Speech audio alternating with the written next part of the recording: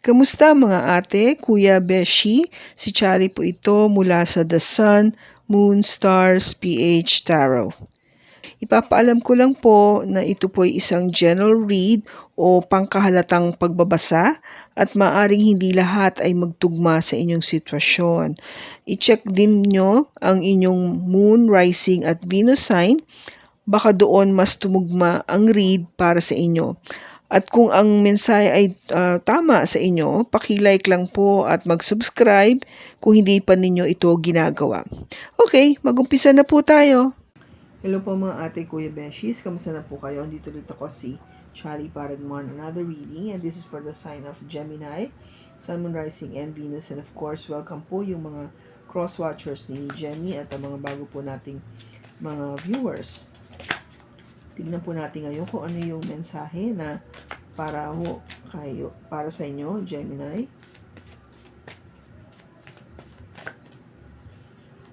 We have, I'm leaving. Feeling lost. You're so special. And then back niya is your perfection.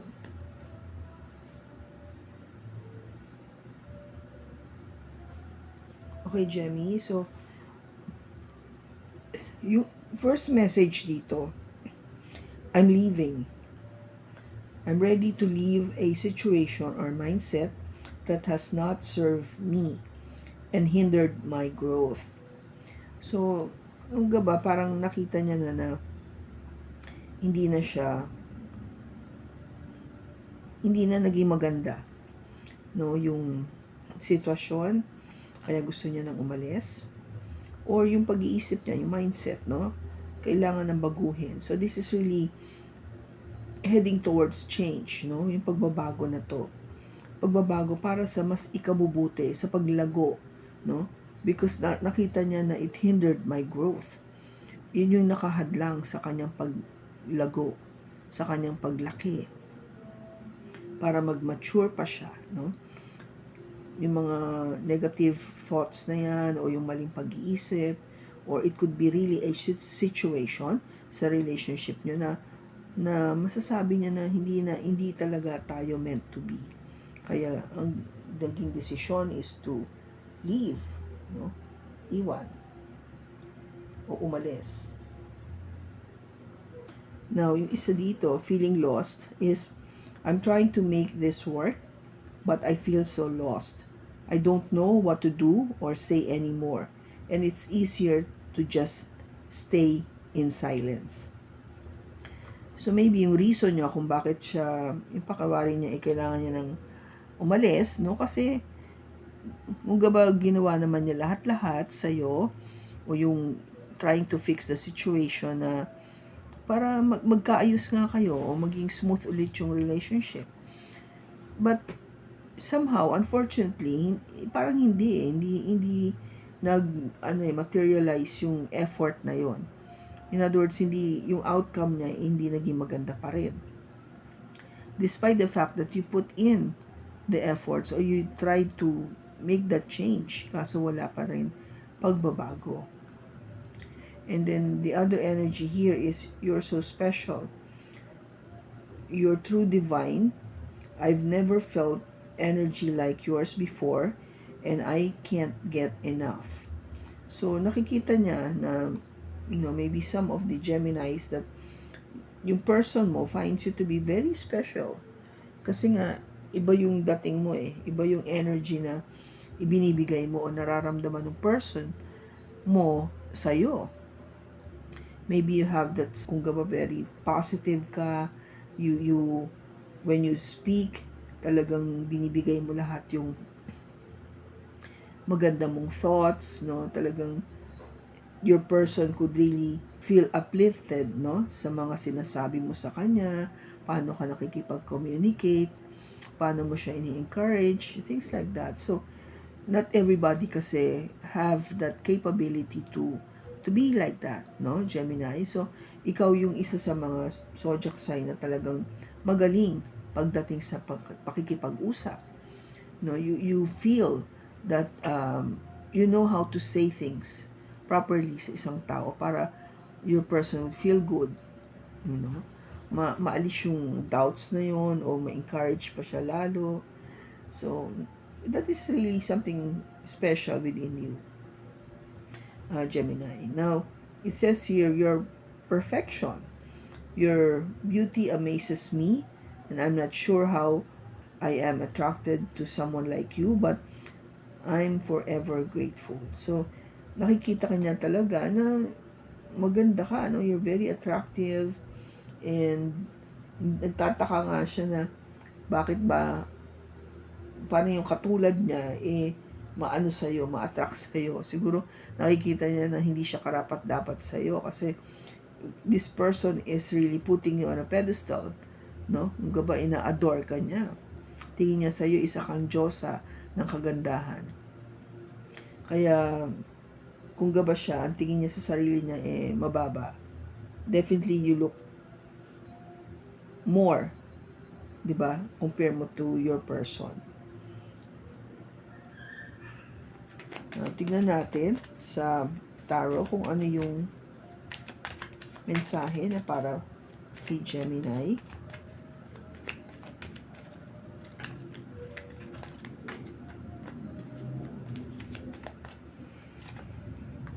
We have the Queen of Swords, the Three of Cups, the Wheel of Fortune,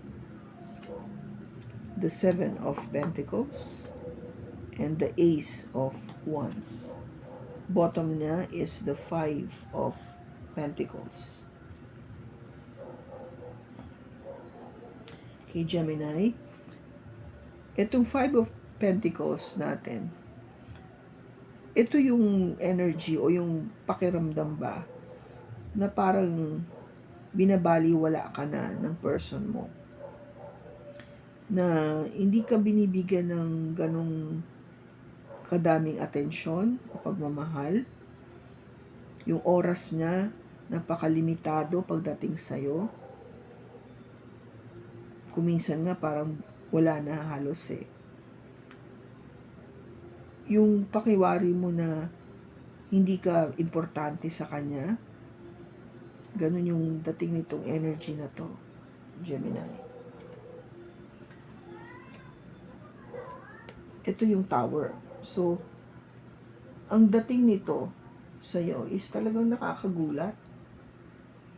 Hindi mo ina-expect na maramdaman ito towards your person o gawin ito sa'yo ng person mo na parang ibaliwala ka. Siyempre yung confidence mo kasi na alam mong ikaw yung bibigyan ng pagmamahal o atensyon, normal yan, di ba? Pero kung nag-i-stop na siya at nagiging lesser na yung time niya for you or with you, nakakapag-ano na yon, di ba? Nakaka-trigger na ng alinlangan, pag-aalinlangan, that doubt. Kasi ang nangyari with this going away, itong pakiramdam na wala, no, you're not being given that attention anymore. Hindi mo nga inaasahan. Masyadong parang mabilis na nangyari na hindi mo akalain na mangyayari nga. Parang biglaan na lang na nabago yung attention sa'yo dati. Hindi na the same sa ngayon. Nabago yun.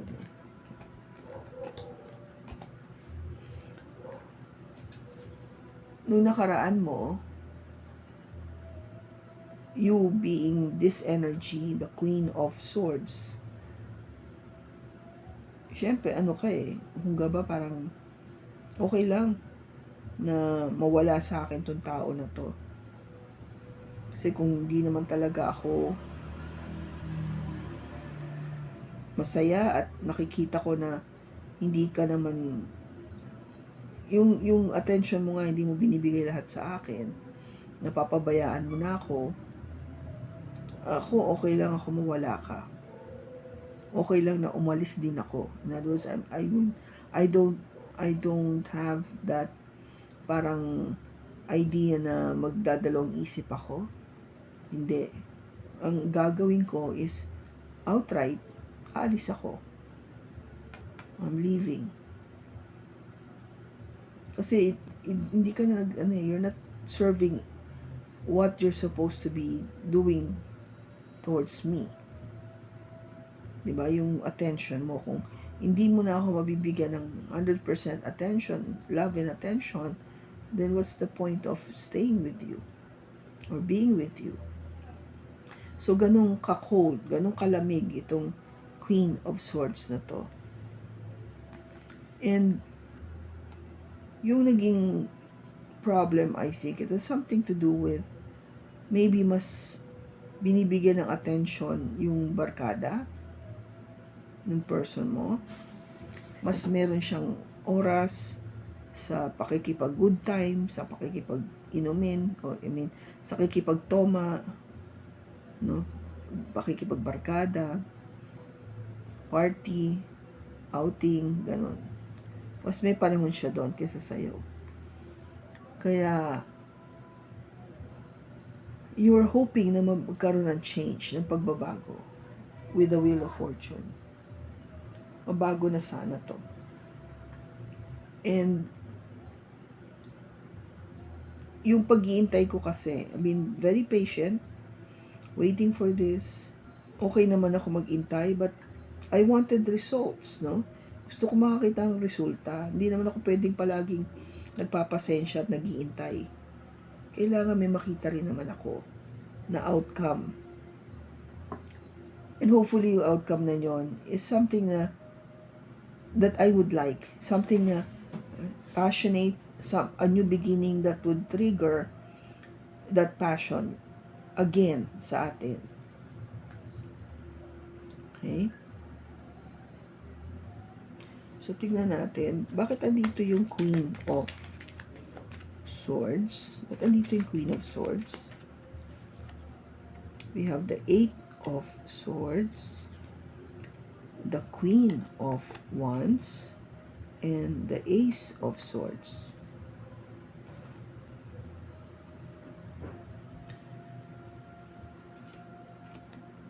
Andito yung Queen of Swords kasi meron siyang hindi nakikitang maliwanag, no? Something is parang blocking her to see clarity. Something na ang hinahanap niya kasi is yung passion, no? Parang nawawala yung passion na yun. Yung feeling of being with you, or yung enjoyment, yung fun. And the communication in itself, parang nawala yun. Hindi ko na nakikita o hindi na natin ginagawa yung pag-uusap na to. For us also, hindi lang pag-uusap, but also getting to be intimate. You know? Being close to each other. Hindi ko na nakikita yon, hindi ko na nararamdaman. Kaya parang ang lamig-lamig, no? Ang lamig-lamig ng dating ng relationship na to. Bakit andito yung Three of Cups? Bakit andito yung Three of Cups? We have the Eight of Cups, the Five of Cups, and the King of Pentacles.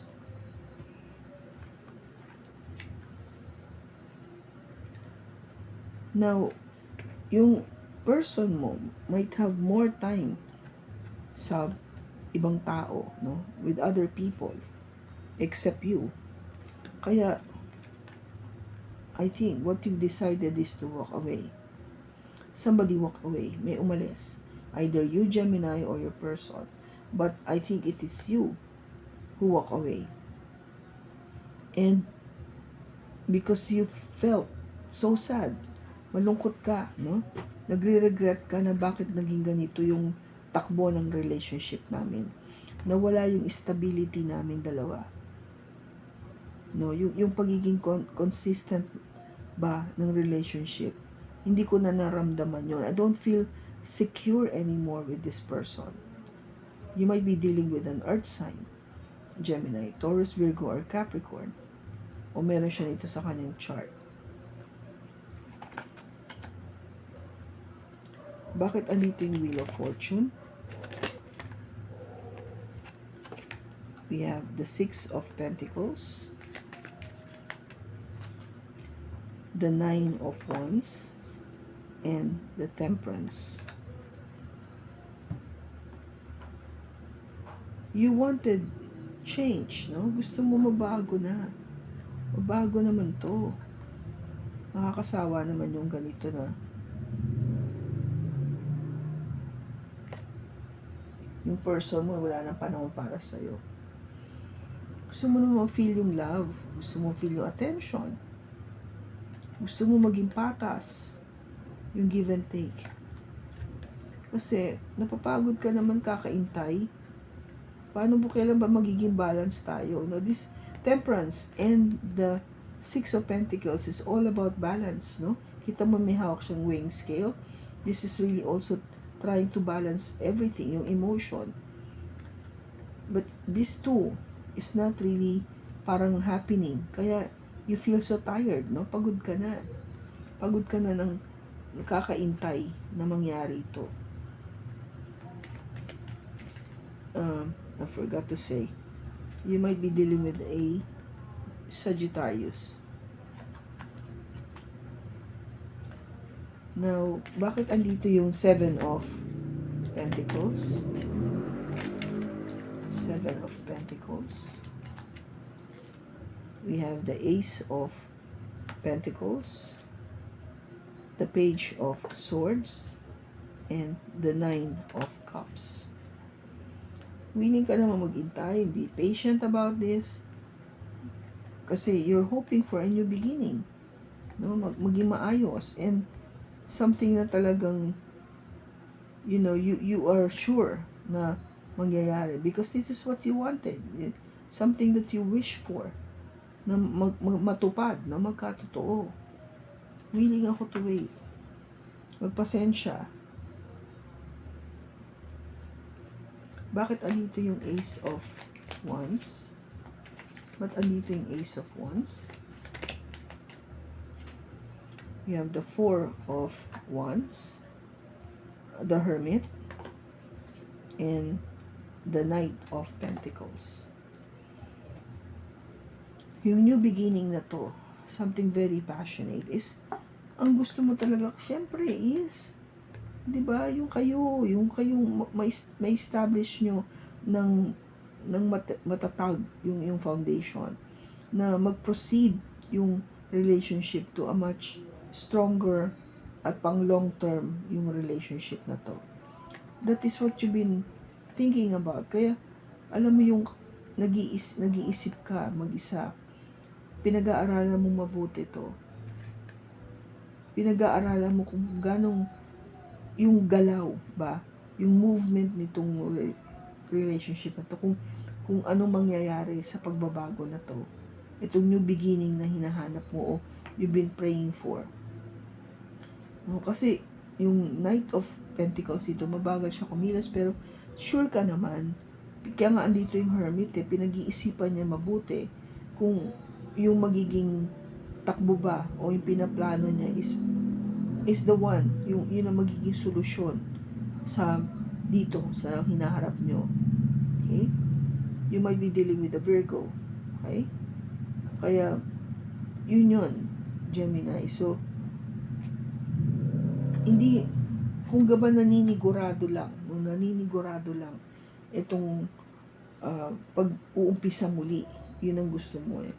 You just want to make sure that if you get back dito sa relationship na to, if things change and you'll have this new beginning, no? Kasi you have two aces here, Ace of Pentacles and the Ace of Wands. Kung bumalik na itong o mabigyan kayo ng pagkakataon na mag-start all over again. Itong bagong pag-uumpisa na to, ito ba talaga yung tamang direction para sa amin? Is this the one that's really good for the both of us or for the relationship? Your person or you have been thinking very long and hard to make sure na ito nga yung tamang decision. At mabagal nga yung movement kasi, di ba sabi ko, hindi kailangan magmadali. Sinabi ko yun kanina, hindi kailangan magmadali. You have to take baby steps on this and just live by the day and see if this is really the right direction that we should be heading towards. Okay? Para nga, walang regrets. No? Parang wala nito. Itong regrets na to. Because what you wanted is, di ba, itong stability na to. Yung sigurado ka, yung secure ka, you're grounded, you know exactly na ito yung plano. And it was implemented according to what's been planned. Nagmaterialize yung plano.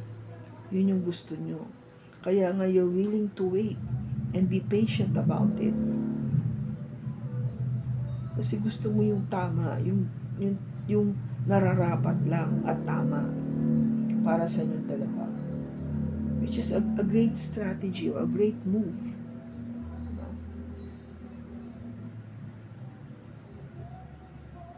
So, tingnan natin.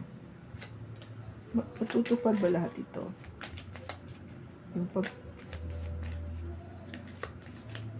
Yung iniisip nila to have this new beginning. Magkakaroon ba ng new beginning? It says yes. Magkakaroon ng new beginning. Kasi nakita mo dito, that Ace of Cups na ino-offer sa new love, sa new beginning. Magiging okay ba naman yung buhay nila together? Magiging okay ba yung buhay nila together? Yes. Ten of Pentacles. Diba sabi ko sa inyo, you want the Ten of Pentacles? Yes. You'll have it all. You'll have it all, Gemini.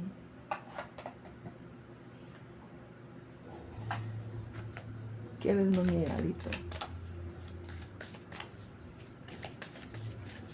Anong timing for this?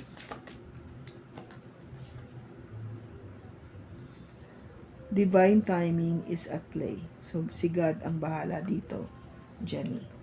Kaya nga sabi sa inyo, huwag niyong madaliin. Huwag madaliin. Kasi si God ang nagpaplano nito for you. But it will happen. Ganda nga ng Ten of Pentacles. Any more messages for Gemini?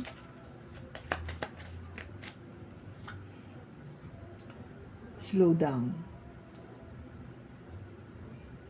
Practice and allow things to unfold. Slow down. Huwag magmadali. Diba? I keep telling you, huwag magmadali. 3 beses niya sinasabi na the Knight of Pentacles, mabagal ito, yung energy na to. It says here, slow down. And divine timing is at play. Pag divine timing, si God yan. Okay? So, Gemini, I hope na nakatulong ito sa'yo. Maraming salamat sa pagsama mo sa akin sa pagbasa na to. Sa susunod po muli, ingat ka and God bless.